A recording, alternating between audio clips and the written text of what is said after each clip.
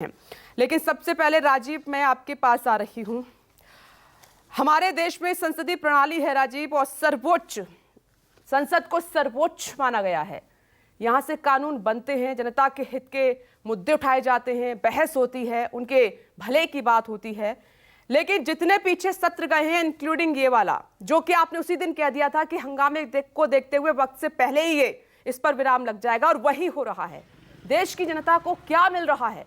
ऐसा लग रहा है सिर्फ ये अखाड़ा है और कुछ नहीं।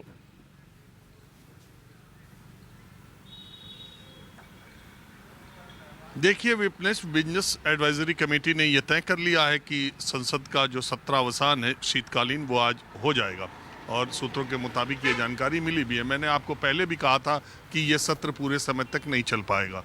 अब 2024 के लोकसभा चुनाव के मोड में राजनीतिक दल धीरे धीरे जा रहे हैं।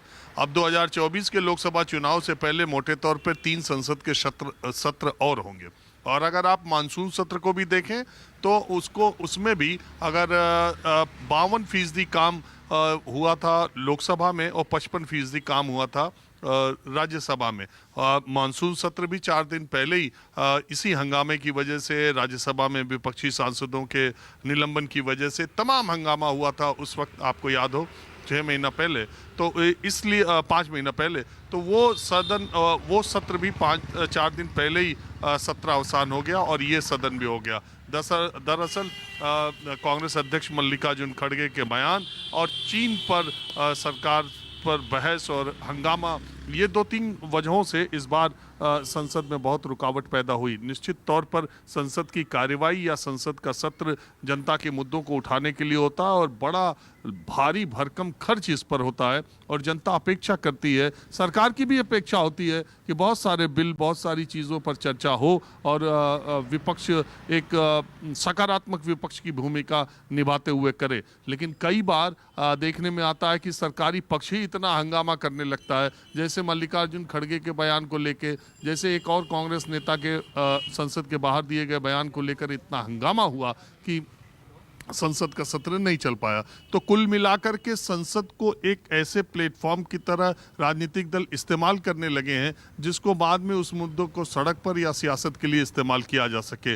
कानून बनाने के लिए संसद है, ये अलग बात है, लेकिन संसद की कार्रवाई पर देश की निगाहें लगी रहती हैं, और मुद्दों और नीतियों पर सरकार पर विपक्ष कितना आक्रामक है, या सरकार विपक्ष की बातों को का जवाब देने में कितनी आक्रामक है, ये सब चीज़ें बहुत पैनी निगाहों से जनता देखती है, और राजनीतिक दलों को यह पता रहता है। इसीलिए आप देखें तो वार प्रतिवार करने में ज़्यादा वक्त जाया होता है। इसमें कुल मिला के हम कहते तो हैं कि जनता का पैसा है और संसद की कार्रवाई बहुत लंबी चल रही है, लेकिन कुल मिलाकर के चूंकि ये सियासत का सबसे बड़ा अखाड़ा भी है, तो यही एक वो प्लेटफॉर्म है, तो इसका राजनीतिक दल अपने अपने तरीके से इस्तेमाल करते हैं।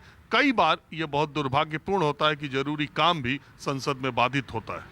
बिल्कुल राजीव, आपने सही कहा कि और प्लेटफॉर्म तो ठीक है, लेकिन कम से कम ये संसद तो ये राजनेता छोड़ देते जो यहाँ पर भी अपने हित साधने में लगे हुए हैं, सियासत करने में लगे हुए हैं। 1 घंटे की कार्यवाही में तकरीबन 1.5 करोड़ का खर्चा आता है। ये टैक्स पेयर का ही तो पैसा है, और किसका है? सांसद अपनी जेब से तो इसको भरते नहीं है। नमस्कार, मैं हूं मानक गुप्ता। अगर आपको हमारा ये वीडियो पसंद आया हो तो इसे लाइक और शेयर जरूर करें, और हाँ, हमें सब्सक्राइब और फॉलो करना ना भूलें, ताकि आप देश और दुनिया की कोई खबर मिस ना करें। तो जुड़े रहिए हमारे साथ और देखते रहिए न्यूज़ 24।